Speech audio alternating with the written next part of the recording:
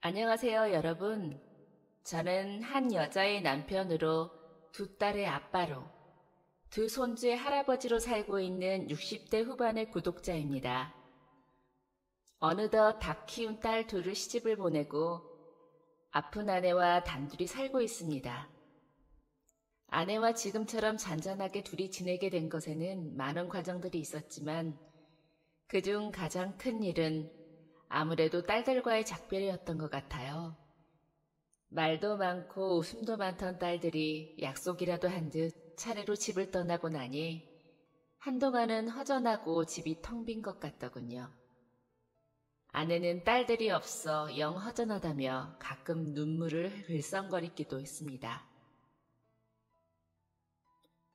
우리 민정이 내가 해준 장조림 진짜 좋아했는데 민정이 없으니 반찬통에 장조림이 줄어들질 않네. 손재주도 없는 애가 끼니는 잘 차려 먹으려나 몰라. 특히나 막내딸까지 시집을 간 이후에는 더 그랬죠. 다 크고 나서도 늘 제 엄마 꽁무니를 쫓아다니며 하루 종일 옆에서 제잘거리던 녀석이 이제 다 컸다고 시집을 가버렸으니 저도 저지만 아내의 마음이 얼마나 허전할지 이해합니다. 수정이 그 녀석은 저 좋아한다고 내가 갓김치를 이렇게나 많이 했는데 가져가지도 않고 수정이 아니면 먹을 사람도 없는데 괜히 했어. 그냥 다 가져다 버릴까봐.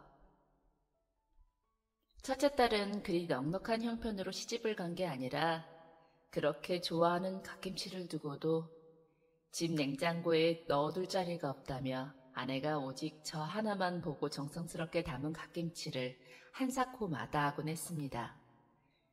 그러는 바람에 저희 집 냉장고엔 주인 잃은 갓김치가 한가득이었지요. 울적해하는 아내를 위해 일부러 갓김치를 주식 삼아 제가 다 먹어버리겠다고 하면 아내는 또 그대로 혹시 가져갈지 모르니 너무 많이 먹지 말자고 했었습니다. 그러면 저는 또 수정이에게 대놓고 말은 못하고 애꿎은 둘째 민정이에게 전화로 하소연을 하고는 했어요. 네 언니가 그렇게 좋아하던 갓김치를 마다하더라며. 그래서 네 엄마가 밥상머리 앉을 때마다 속이 상해 내내 울상이라고. 둘째는 당장 아내에게 전화를 걸어 언니네와 같이 주말에 집에 오겠다고 말했습니다. 그럼 아내는 금방 입이 귀에 걸렸지요. 여보, 민정이가 이번 주에 수정이랑 같이 집에 오겠대. 정서방이랑 김서방도 같이 온다는데? 얼른 장 보러 갑시다. 민정이의 솔로몬 같은 지혜로 그 주 주말에는 두 딸과 두 사위와 함께 오랜만에 북적거리는 시간을 보낼 수 있었습니다. 아내는 두 딸이 집으로 돌아갈 때 딸들의 손에 한가득 장조림과 갓김치를 싸서 보내고 나서야 울적해하는 것을 멈추었어요. 그런데 그러고 나면 늘 제가 문제이더군요. 딸들의 까르르 웃음소리로 사위들의 우렁찬 웃음소리로 가득했던 집이 고요해지면 밀려오는 허전함을 견디기가 힘들었거든요. 아내가 뭘 물어봐도 뭘 하자고 해도 반은 딸들 생각이었습니다. 꿈을 꾼 건가 싶을 정도로 딸들과 보낸 시간이 거짓처럼 느껴져 허무함을 이루 말할 수 없었지요.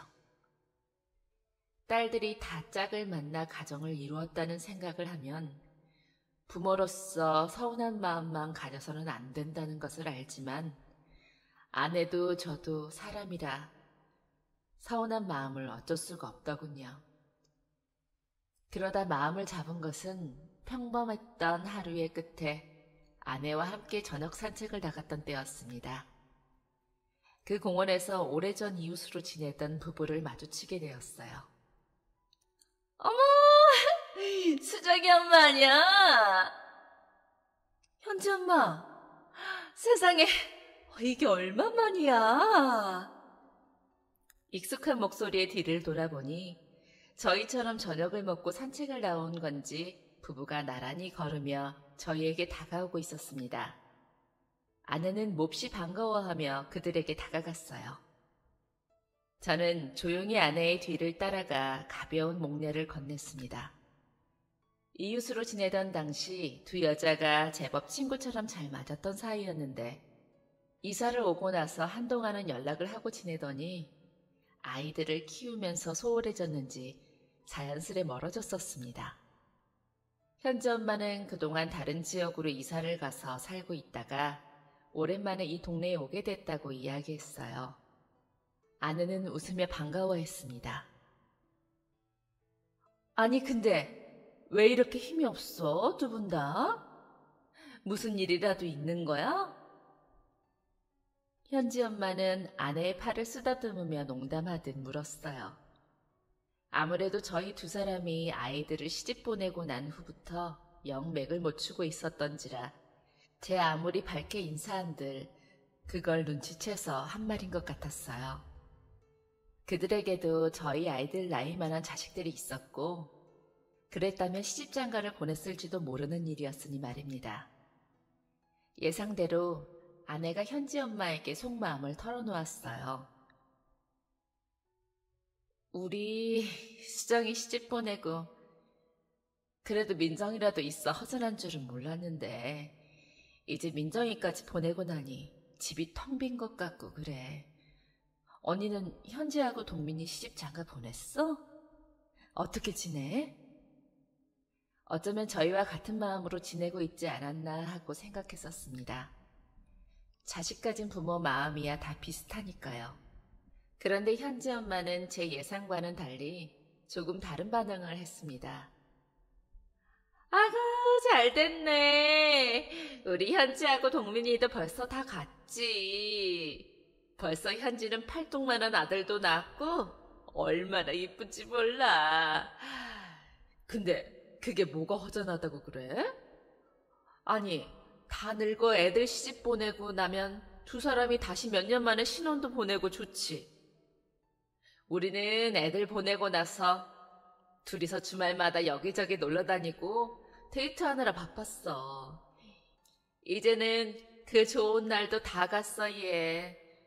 주말이면 애 안고 엄마 하면서 현지가 찾아와가지고 현지 엄마의 말에도 일리가 있었어요. 아내는 현지 엄마의 말이 끝나자마자 저를 바라보았습니다. 저도 아내를 바라보았고 시선이 마주치니 괜히 웃음이 나더군요. 그래요. 맞는 말입니다. 애들을 어디 안 좋은 곳으로 팔아넘긴 것도 아니고 다들 제 짝 만나서 가정을 이루고 행복하게 잘 지내고 있는데 부모라는 사람들이 허전하다고 내내 울적해하는 것도 웃긴 일이었죠. 현지 엄마 말대로 아내와 몇십 년 만에 단둘이 살게 됐으니 다시 찾아온 신혼임이 확실했습니다. 그 일이 있은 후부터 아내와 저는 울적해하지 않게 되었어요. 둘만 있는 집이라도 늘 웃음소리가 끊이질 않았지요. 딸들이 채웠던 공간의 소리는 저희 두 사람이 채워나갔습니다. 둘뿐인 목소리도 충분히 행복했었다는 것을 그동안 잊고 있었던 겁니다. 다시 찾은 신혼에 저희 두 사람은 조금씩 행복해져 갔어요. 아니, 아주 많이 행복했습니다. 겉모습은 어느덧 주름이 자리 잡은 늙은 부부였지만 마음만은 신혼부부였거든요. 오히려 아이들을 키우기 전보다 키우고 난 후라 전보다 편안한 마음도 들었습니다. 아내도 제게 말했어요. 둘이 지내는 게 이렇게 좋은 건지 잊고 있었네. 냉장고에는 아이들을 위한 음식 대신 아내와 제가 주말마다 함께 장을 보고 함께 대화를 하며 만든 저희가 좋아하는 것들로 채워졌습니다.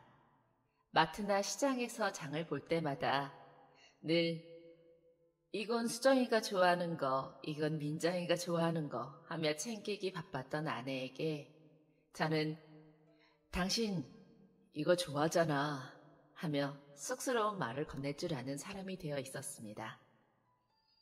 처음에야 어려웠지 신혼 때의 기억을 더듬어 다시 해보니 참 서로가 행복해지는 말이더군요. 헛헛했던 마음도 펼쳐내버리고 아내와 함께 깨를 볶으며 지내니 두 딸도 마음이 놓였는지 어쨌는지 차례로 손주를 가졌습니다. 이제 막 걸음마를 뗀 것만 같은데 벌써 아이를 가진 엄마가 되었다는 것이 여러모로 감회가 새로웠어요.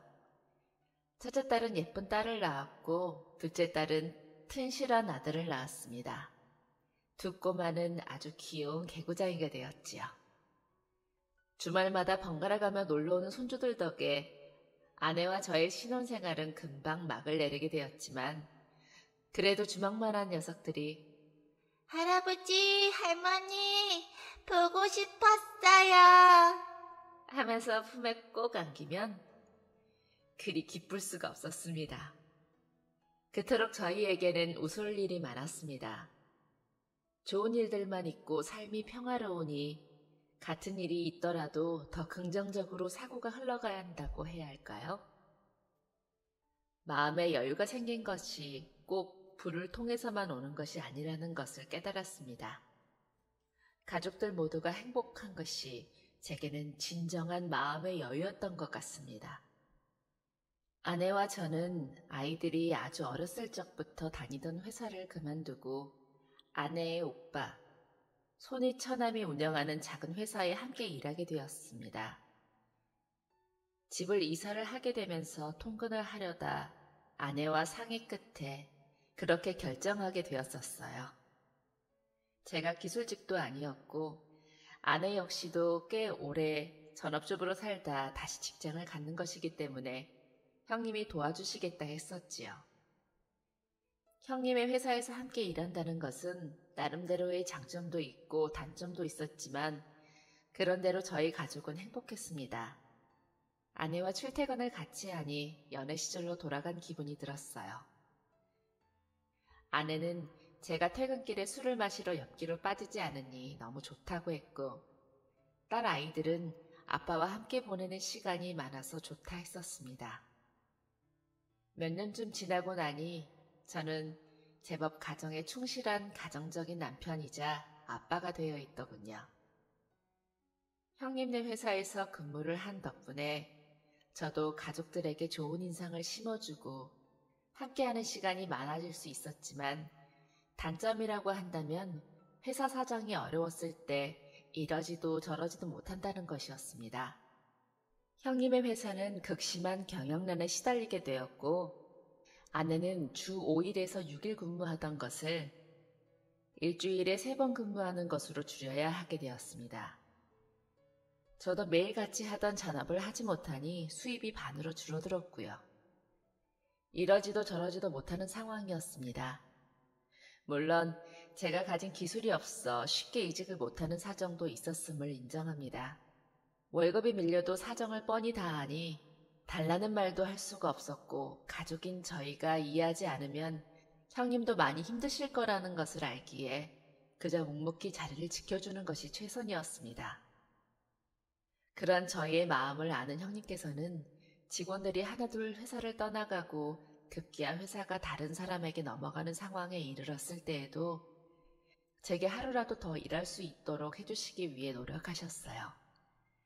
직원들이 떠나고 나서는 제 몫의 월급을 챙겨주셨지만 받는 저희의 마음도 편하지가 못했습니다. 그래서 차라리 회사를 그만두고 시골로 내려가 조용히 지낼까 하는 고민도 숱하게 하게 되었지요. 자리를 지키는 것이 옳은 일인지 차라리 마음의 짐이라도 조금 덜어드리는 것이 옳은 일인지 아내와 저는 매일 밤마다 고민했습니다. 물론 두 딸에게는 이러한 사정을 이야기하지 못했어요. 그때 아이들은 한참 신혼생활을 하던 때인데 자기들 먹고 사는 것만 생각해도 바쁘고 정신없을 터인 그 아이들에게 저희 걱정까지 짊어지게 하고 싶진 않아서였습니다. 결국 형님의 회사가 문을 닫게 되었고 졸지에 저는 백수가 되고 말았어요. 그 후 일자리가 잘 구해지지 않아 고민 끝에 경비 일을 하던 친구에게 연락을 해 도움을 청하기까지 했습니다. 그런데 일자리가 있을지 모르겠다며 저를 안타까워하던 친구는 말과는 달리 정말로 제 일자리를 찾아주었고 면접을 본 결과 합격을 해 경비 일을 시작할 수 있게 되었지요. 경비 일이라는 것이 말이 좋아 경비지 그때 당시엔 더욱이 인식이 좋지 않을 뿐더러 막상 출근을 하면 하는 일이 힘들고 치사하다며 친구는 저를 격려했습니다. 그 말에 걱정도 됐었지만 가정을 생각하며 못할 일이 없었지요. 차라리 이렇게 된 게 아이들을 다 독립시키고 난 후라 다행이라고 생각했습니다. 첫 출근을 하는 제게 도시락을 챙겨주며 아내가 건넨 말 덕분에 더 힘이 났는지도 모르겠어요. 아이고, 누구 신랑인지 몰라도 인물이 훤하네. 세상에서 제일 잘생긴 경비원이라고 세상에 이런 일이 나오는 거 아닌가 몰라? 어처구니 없는 웃음이 새어나오는 저희끼리니까 할 수 있는 그 농담 한마디가 어찌나 힘이 되던지 평소 그런 소리는 장난으로라도 거의 한 적 없던 아내가 하는 말이라 더 특별하고 웃음이 났습니다. 나름의 첫 출근이라고 긴장도 하고 힘들다는 친구 말에 기도 죽었는데 모든 걱정이 싹 사라졌죠. 그리고 첫날의 기억 덕분인지 꽤 오랜 시간 동안 기억에 남는 마음의 상처 하나 없이 무난한 경비 생활을 할 수 있었습니다. 어쩌면 아파트 주민들이 다 좋은 분들이라 그랬는지도 모르겠어요. 나쁜 기억은 하나도 없고 좋은 기억들이 가득했었거든요. 꼭 기억에 남는 사람은 아파트에 딸과 함께 살던 젊은 아빠였는데 아내를 일찍 여의고 혼자 딸을 키운다던 남자였습니다. 혹시나 애가 혼자 돌아다니면 딱 한 번만 주의 깊게 봐달라며 정중히 부탁하며 건네던 사과 한 알, 초코파이 하나.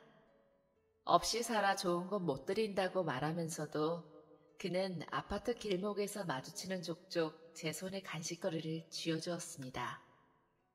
주로 딸과 함께 슈퍼에 갔다 오는 길에 저와 마주쳐 그 딸이 사탕이며 초콜릿 같은 것들을 쥐어주었는데 저희 집 두 딸 어렸을 적이 생각나 그렇게 예쁠 수가 없었어요. 참으로 예쁜 부녀였습니다. 그 외에도 좋은 사람들이 많았지만 잘 지내는 부녀의 모습이 보기 좋아 유독 눈이 갔었던 것 같아요. 그러다 하루는 순찰을 돌다 놀이터에 혼자 앉아있는 어린 여자아이를 보게 되었습니다. 보통은 그렇게 혼자 있다가도 곧 주변에 친구들이 모여들거나 어디 있었는지 모를 부모들이 나타나 아이를 챙겨주기에 그때도 그러려니 하고 있었지요. 잠깐 다른 곳을 순찰하고 다시 놀이터를 지나는데 어김없이 그 아이의 곁에도 어른 하나가 와서 돌봐주는 것처럼 보이더군요.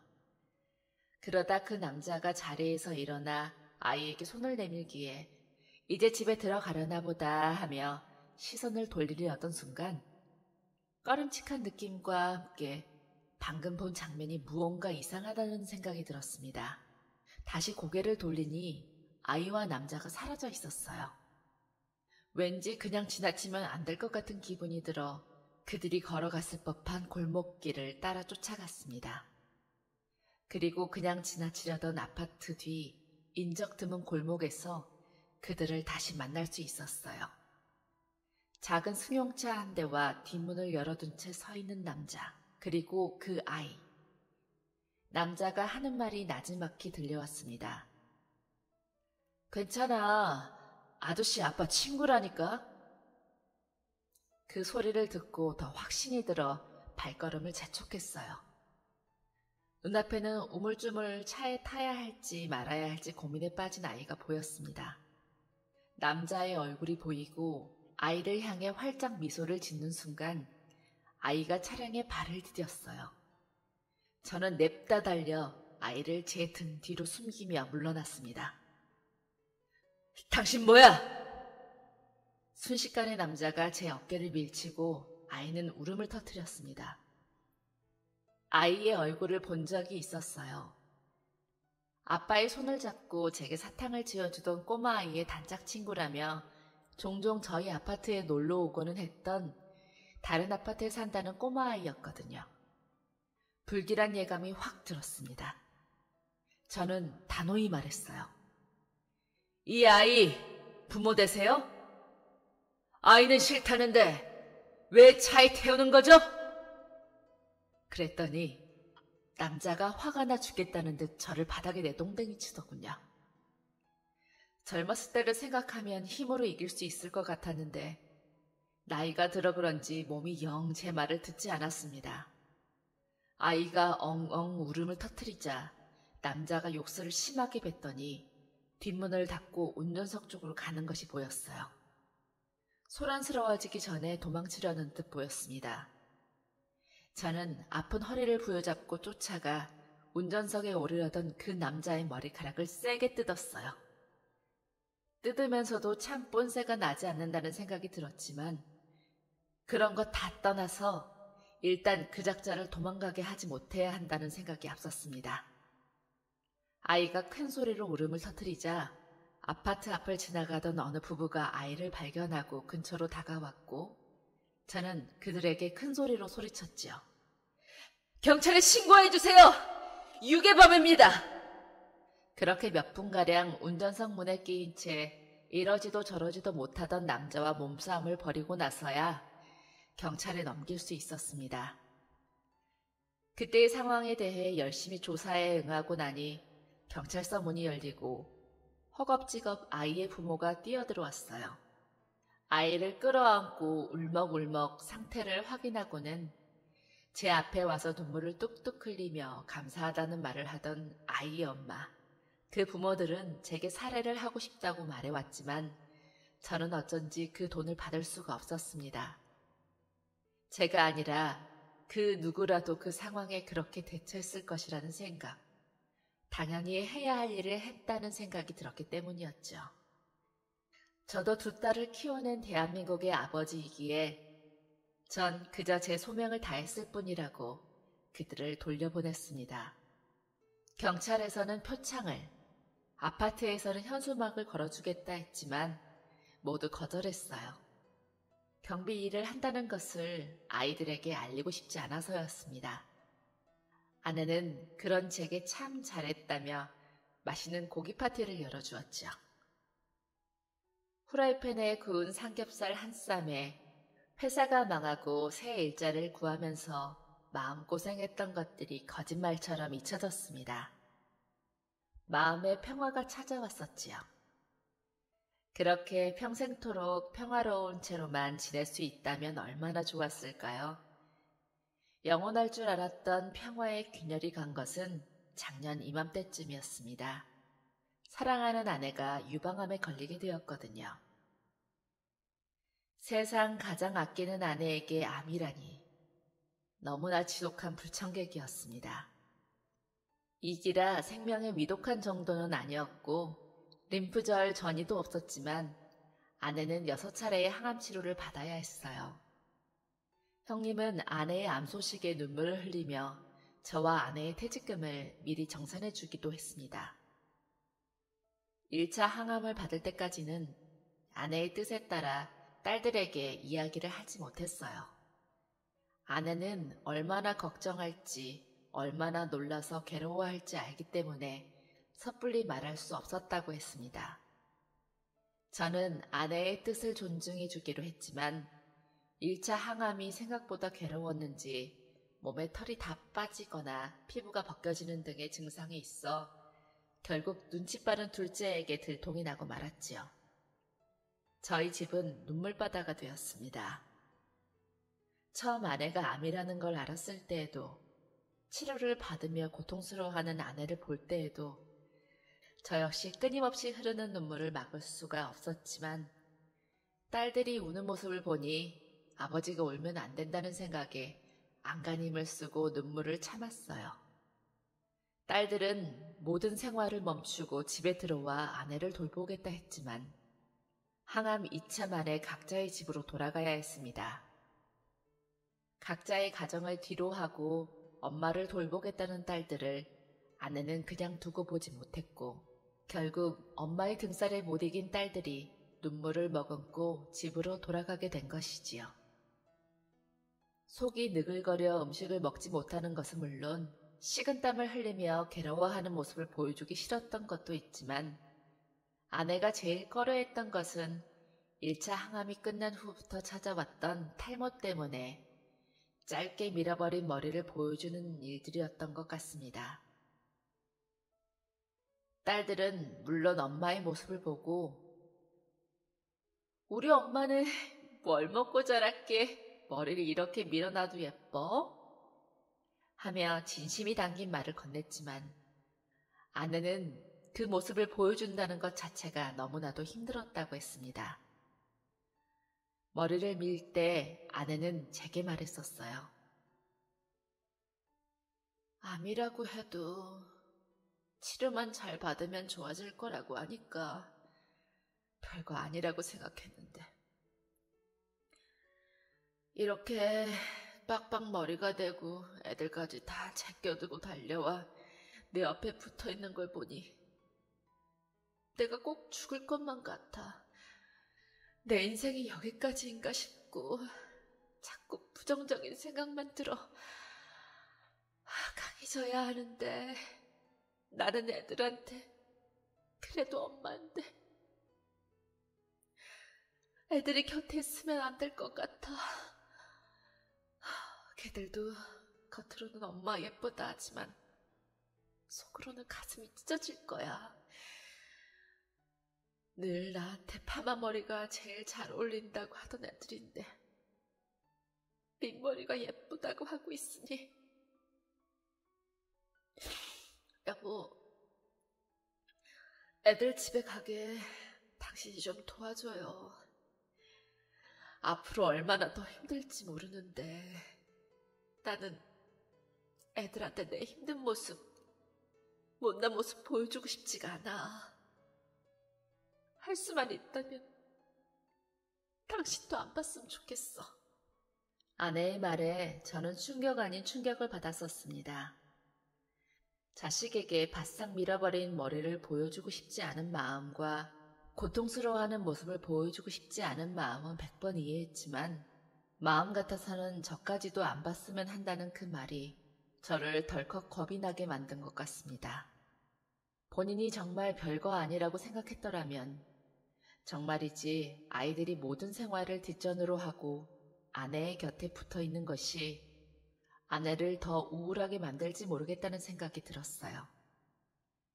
아내의 말은 충격적이었지만 곱씹으면 곱씹을수록 그 마음을 이해할 수가 있었습니다.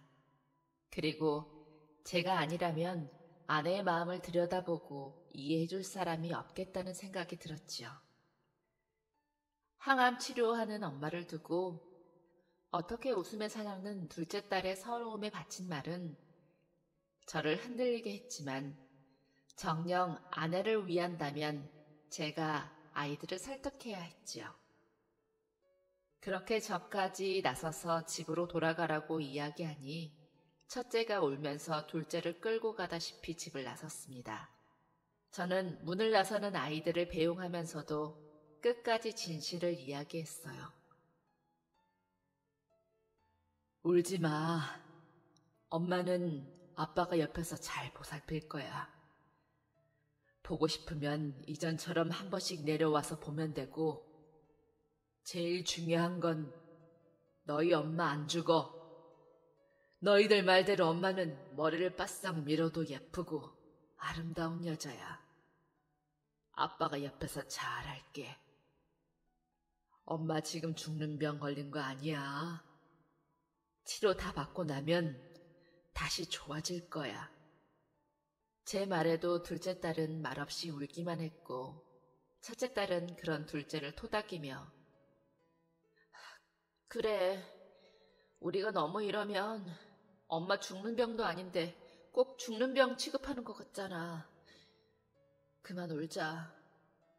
우리 각자 집으로 돌아가서 엄마를 어떻게 도울 수 있을지 생각하자. 라고 말했습니다. 그렇게 딸들은 짐을 챙겨 집으로 돌아가고 저는 딸들에게 약속한 것처럼 저 자신에게 다짐한 것처럼 아내의 곁에서 최선을 다했어요. 그런데 그 후 아내가 한 달에 한 번꼴로 6일에서 10일에 걸쳐 총 4회의 항암 치료를 받고 5회 치료를 앞두고 있었던 무렵 아파트 순찰을 돌던 도중 계단에서 넘어지면서 다리를 다치게 되어버렸죠. 넘어지고 가장 처음으로 들었던 생각은 나 아프면 안 되는데, 멀쩡해야 하는데 였습니다. 넘어지고 나서 자리에서 일어나면서까지도 속으로 얼마나 빌었는지 모릅니다. 제발 멀쩡히 일어나 걷게 해달라고. 그런데 너무 늙어버린 탓일까요?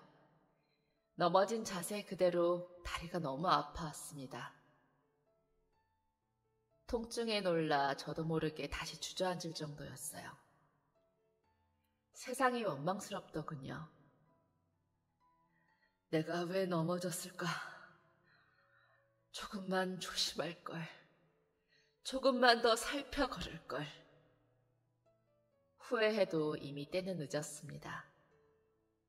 때마침 지나가던 학생의 도움을 받아 자리에서 일어나 병원으로 갔지만 당분간 깁스를 하고 지내야 하는 신세가 되어버렸죠. 경비일도 당장 나갈 수가 없었어요. 상황을 설명하면 다 나을 때까지 휴가를 받아볼 수 있을까 했지만 그게 될 리도 없었어요. 저 혼자 있을 때는 괜찮았지만 아내가 돌아오면 어떻게 해야 할지도 걱정이 됐습니다. 면목이 없어서 미쳐버릴 것 같았지만 아내가 태어나기 전까지만이라도 최대한 잘 낳아보자는 다짐을 했습니다. 제가 아니더라도 충분히 힘든 아내에게 차마 말할 수 없었던 저는 그 다리를 하고서도 여기저기로 일자리를 찾아 헤맸습니다. 깁스를 한 채로 새 일자리를 찾는다는 것은 생각했던 것만큼이나 어려운 일이었죠. 퇴원하는 아내를 맞으러 갈 적에만큼은 걸음걸이를 제대로 해보려고 했지만 숨겨지지 않았고 제 다리를 본 아내는 깜짝 놀라며 어떻게 된 것이냐 캐물었습니다. 평소에 건강한 생활을 했는데도 불구하고 불청객 같은 암에 걸린 아내에게 제 부주의로 넘어져 다리를 다쳤다는 이야기를 돌려주는 것은 정말 창피하고 미안한 일이었어요. 그날 저희는 한바탕 눈물의 밤을 보내야 했습니다. 모든 것이 다 내 탓인 것 같아. 여보, 미안해. 아파서 미안하고 잘 다니던 회사 그만두고 당신을 오빠네 회사에 데려간 것도 그것만 아니었으면 당신이 힘든 경비일 시작하지 않아도 됐을지 모르는 건데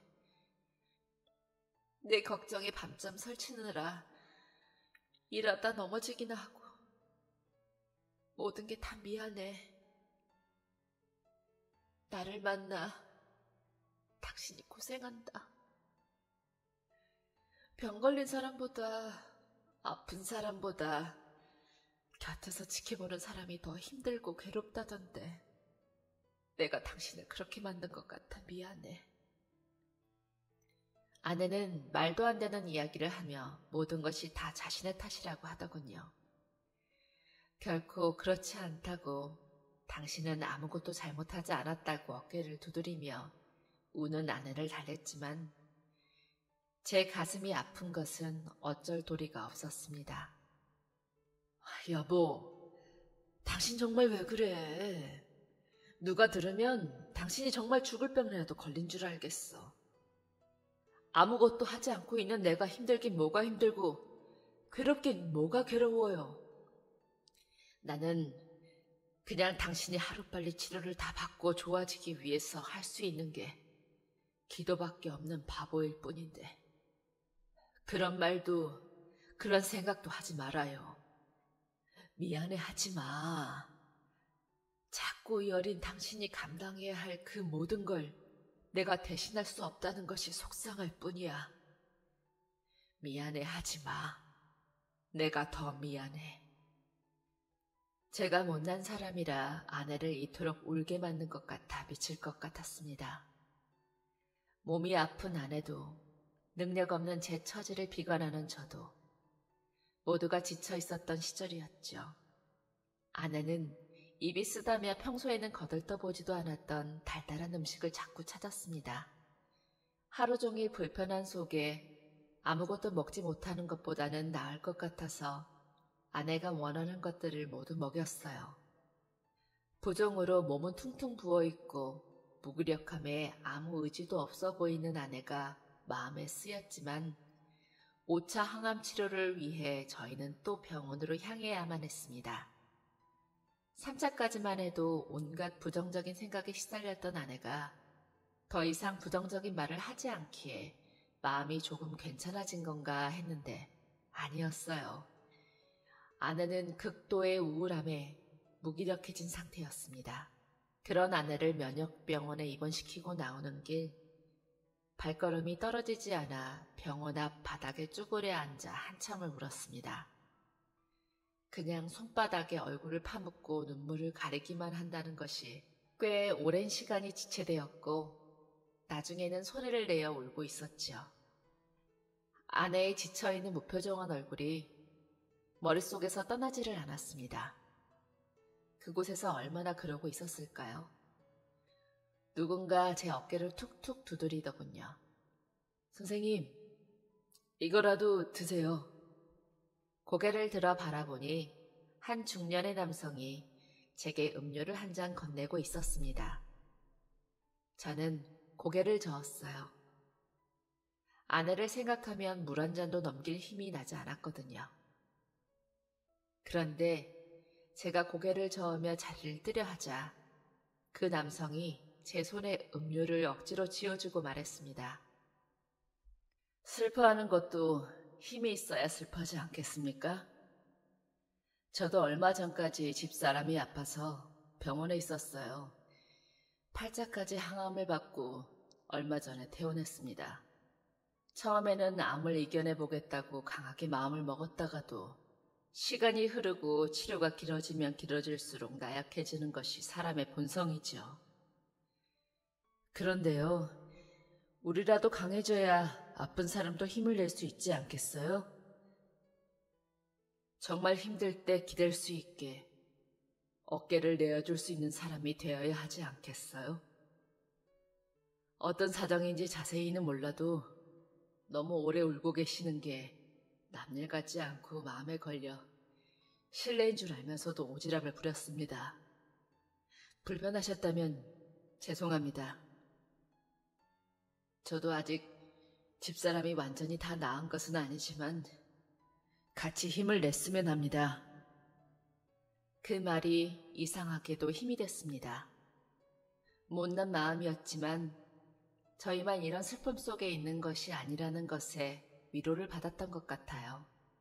제 우는 모습에 그렇게라도 위로를 받으라고 일부러 이야기를 꺼내는 것 같더군요. 고맙다고 꾸벅 인사를 하고 음료를 들고 집으로 돌아와 생각에 잠겼습니다. 그러다 걸려온 전화 한 통에 옷을 갈아입고 밖을 나섰죠. 일자리를 소개해주겠다는 친구의 전화였습니다. 소개해주겠다는 일은 한 회사의 경비 일이었어요. 아파트에서 경비 일을 해본 적이 있는 제가 다리를 다쳐 일을 그만두게 된 것을 알고 친구가 잊지 않고 연락을 준 것입니다. 낮에 병원에서 제게 위로를 건넸던 남자의 말이 생각났습니다. 그 따뜻한 말의 기운을 받아 꼭 면접에 합격해야겠다는 생각이 들더군요. 그렇게 다시 경비 일을 시작하게 되었어요. 오고 가는 주민들이 많은 아파트 경비 일은 아니지만 그래도 작지 않은 규모의 회사 경비 일이었어요. 면접에 붙어 아주 조금은 홀가분한 기분으로 첫 출근을 하던 그날 아침, 첫 출근부터 회사 바로 앞에서 지갑을 하나 줍게 되었습니다. 분홍색 바탕에 매듭이 달린 지갑. 회사 앞에 떨어져 있었으니 분명 회사 직원의 것이라고 생각했지요. 그래서 우선 경비실에 지갑을 보관하고 직원들의 아침 출근 시간에 맞춰 사무실에 소식을 전했습니다. 경비실에 지갑에 있으니 잃어버린 사람은 찾아가라고 말이에요. 그렇게 소식을 전하니 얼마 지나지 않아 젊은 직원 하나가 경비실을 찾아왔더군요. 저희 둘째 딸과 비슷한 또래로 보였습니다. 혹시 분홍색 지갑 맞아요? 저는 서둘러 지갑을 건넸습니다. 직원은 지갑을 획 하고 낚아채더니 고맙다는 말도 없이 사무실 쪽으로 등을 돌리더군요. 선의를 베풀고 난 후 고맙다는 말을 기대하지 않은 지는 꽤 되었습니다. 요즘 세상이 그렇더라고요. 그래서 그러려니 하려는데 갑자기 그 직원이 다시 등을 획 돌리고 돌아서더니 제게 다가와 따지기 시작하는 것입니다. 저기요, 지갑 안에 있어야 할 돈이 없는데요? 제 돈 어쨌어요? 자기 지갑 안에 돈이 있어야 하는데 없다고 제게 따져 묻는 것이었습니다. 왜 그걸 나한테 묻나 하는 생각도 들었지만 일단 차분하게 되물었지요. 얼마가 들어있었느냐고 말입니다. 그랬더니 20만 원이 있었어야 하는데 없다며 대체 돈 어쩌신 거냐며 소리를 지르더군요. 당황스럽기도 하고 어처구니가 없기도 했지만 가장 중요한 것은 나는 억울하다는 것이었죠. 저는 모르는 일이라고 그냥 주워서 보관한 것뿐이라고 말을 했지만 도통 제 이야기를 들어주질 않고 언성만 높일 뿐이었습니다. 힐끔힐끔 사무실 창문 사이로 직원들이 아래를 내려다보는 것이 느껴졌고 물류 직원들은 창고에 가다 말고 멈춰서서 저희를 구경하기 시작했습니다. 직원은 사람들이 모여들자 더 큰 소리로 따져 물었어요. 아니, 저를 도둑으로 몰고 가려는 말들이었습니다. 왜 대답을 못하세요? 이 안에 있던 제 돈 어쨌느냐고요? 정말 어이가 없네. 경찰에 신고할게요. 사무실에서 내려온 몇몇 직원들이 진정하라며 그 직원들을 붙잡고 말렸지만 끝내 경찰을 부르고만 그 직원. 너무 황당했지만 정말 제겐 잘못이 없었고 떳떳했으니 무서울 것도 없었습니다. 하지만 단지 경비원으로 첫 출근을 한 날 도둑으로 몰렸다는 것이 크게 마음에 걸릴 뿐이었죠. 곧 이어 경찰이 회사에 도착하니 마음이 더 불편해졌습니다. 자그마치 경비원으로 취직을 한 입장이었습니다. 그런데 도둑으로 몰릴 위기에 처하다니 난감하지 않을 수 없었습니다. 없이 살아도 떳떳하고 깨끗하게 살아온 나였는데 그냥 도둑으로 몰리는 것도 억울한데 이런 식은 더 억울했습니다. 어쩌면 출근 첫날 만에 억울하게 잘리게 될지도 모른다는 생각이 들었어요. 여자 직원은 막무가내였습니다. 대표님! 그때 검정 양복을 입은 남자가 나타났습니다. 대표님이라는 말에 괜히 저도 바짝 긴장이 되었습니다. 대표님에게도 직원들에게도 이런 식으로는 첫인상을 남기고 싶지 않았는데 직원들의 시선이 제게 한 번, 대표님에게 한 번 머물렀어요. 저 사람 어쩌냐 하는 듯한 표정들과 수군거림. 그런데 그때 저를 발견한 대표가 제게 다가와 제 손을 덥석 잡아오더군요. 어떻게 된 일인지 웅성웅성 직원들이 소란스러웠습니다. 저 역시도 무척이나 당황하고 말았지요. 제가 생각해봐도 상황상 대표님이 제 손을 잡는 것이 말이 안 되는 상황이었습니다. 그런데 그보다 더한 일이 일어났어요. 갑작스런 상황에 모두가 사색이 되어 상황을 파악하려 눈알을 굴리던 도중 대표가 벼랑간 제 앞에 무릎을 꿇어버린 것입니다. 왜 그러십니까? 당황스러운 소리가 절로 튀어나왔습니다. 저 기억 안 나십니까? 아영이 아빠입니다. 지난번에 소망 아파트에서 유괴 당할 뻔했던 꼬마 아이요. 선생님께서 구해주셨던 그 아이 아빠 되는 사람입니다. 성함도 얼굴도 다 또렷이 기억하고 있었는데 오늘 경비 직원분이 새로 오셨다 해서 생각 없이 이력서를 들여다봤다가 깜짝 놀라 출근하던 길입니다. 이게 다 무슨 일인가요? 선생님은 그럴 뿐이 아니라는 거 제가 다 아는데 죄송합니다. 저희 직원들 불찰입니다. 무슨 말인지 한참을 생각했습니다. 제 앞에 무릎을 꿇는 이 남자가 아파트 근무 시절 제가 구해주었던 그 꼬마의 아버지 되는 사람이라는 것이었습니다. 어떻게 이런 우연이 있을 수 있나 싶은 신기함보다도 당장 제 앞에 무릎 꿇는 상황에 대한 당황스러움이 먼저였습니다. 그런 제 속도 모른 채 여전히 무릎을 꿇고 죄송하다고 얼마나 당황스러우셨냐며 사과를 건네오는 대표님. 경비실 앞은 소란에 빠졌습니다. 얼른 일어나세요, 대표님. 아유, 직원들 다 보는데. 일어나세요. 저는 괜찮아요. 직원들은 믿어지지 않는다는 표정으로 대표님을 바라보았죠. 그 시선을 느꼈는지 대표가 자리에 일어나 직원들에게 이야기했습니다. 알만한 분들은 다 아실 거라고 생각합니다. 몇 년 전 제 딸이 유괴될 뻔했을 때 구해주신 그분입니다. 이런 분이 돈을 훔쳐갈 리가 있을까요? 명확한 앞뒤 상황, 증거 없이 사람을 도둑으로 몰아가는 이 상황을 저희 회사 직원들이 만들어냈다는 게 대표로서 참 부끄럽고 창피하네요. 올라가서 업무들 보세요. 그 말에 직원들이 서둘러 제자리로 돌아가고 그에 그치지 않는 대표님은 신고를 받고 찾아온 경찰에게 지갑을 잃어버렸던 직원을 인계하며 말하더군요. 저희 직원이 지갑 속 현금을 잃어버렸는데 혹시 찾을 방법이 있냐고. 회사 앞에 CCTV가 있다며 필요하다면 직원들을 통해 확인할 수 있다는 말도 덧붙였습니다. 경찰과 그 직원이 이야기를 나누기 시작하고 대표가 제게 다가와 무언가 말을 하려던 그때 대표님을 찾는 손님이 들어오면서 상황은 마무리가 되었습니다. 그날 하루 종일 회사는 요란했어요. 처음부터 상황을 지켜봤던 직원들이 대표님이 말하던 CCTV를 통해 제가 지갑을 열어보지 않은 것을 확인하자 여기저기 이야기를 퍼뜨린 것입니다. 정말 제가 지갑에 손을 대지 않았고 게다가 대표님 딸을 구해줬던 분이라고. 심지어 그 직원이 알고 보니 그 돈이 집에 있었어요. 죄송합니다. 라고 제게 공개적으로 사과를 해오는 통에 모두가 뒤집어졌습니다. 직원들의 말에 의하면 그 직원이 하루아침에 회사를 잘리게 될 위기에 처했다고 하더군요. 물론 증거 없이 사람을 도둑으로 몰아간 건 100번 잘못한 일이었지만 이렇게 진심으로 사과를 해오는데도 용서하고 싶지 않은 마음은 없었습니다.